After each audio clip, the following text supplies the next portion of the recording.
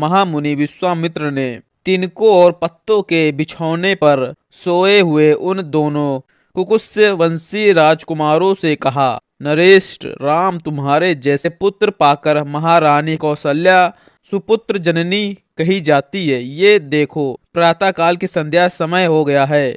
उठो और प्रतिदिन किए जाने वाले देव संबंधी कार्यों को पूर्ण करो। महर्षि का ये परम उदार वचन सुनकर उन दोनों नरेष्ठ वीरों ने स्नान करके देवताओं का तर्पण किया और फिर वे परम उत्तम जपनीय मंत्र गायत्री मंत्र का जप करने लगे। नित्य कर्म समाप्त करके महापराक्रमी श्री राम और लक्ष्मण अत्यंत प्रसन्न हो तपोधन विश्वामित्र को प्रणाम करके वहां से आगे जाने को उद्युत हो गए। जाते जाते उन महाबली राजकुमारों ने गंगा और सरयू के शुभ संगम पर पहुंचकर वहां दिव्य त्रिपदगामिनी नदी गंगा जी का दर्शन किया। संगम के पास ही शुद्ध अंतःकरण वाले महर्षियों का एक पवित्र आश्रम था, जहां वे कई हजार वर्षों से तीव्र तपस्या करते थे।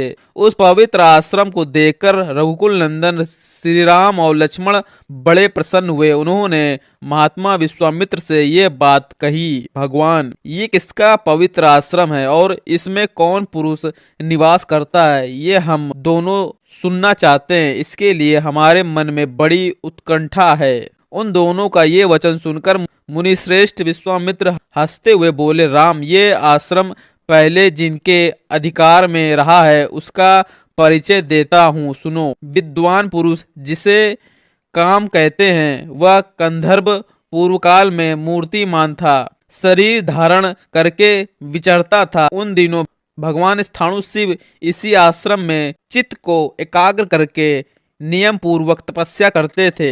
एक दिन समाधि में उठकर देवेश्वर शिव मरुदंड के साथ कहीं जा रहे थे। उसी समय दुर्बुद्धि काम ने उन पर आक्रमण किया। यह देख महात्मा शिव ने हुंकार करके उसे रोका।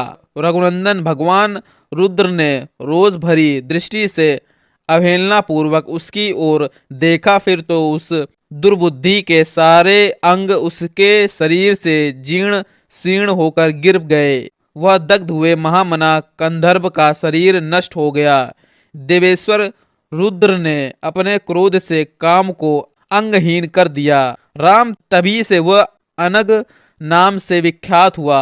शोभाशाली कंधर्व ने जहां अपना अंग छोड़ा था वह प्रदेश अंग देश के नाम से विख्यात हुआ।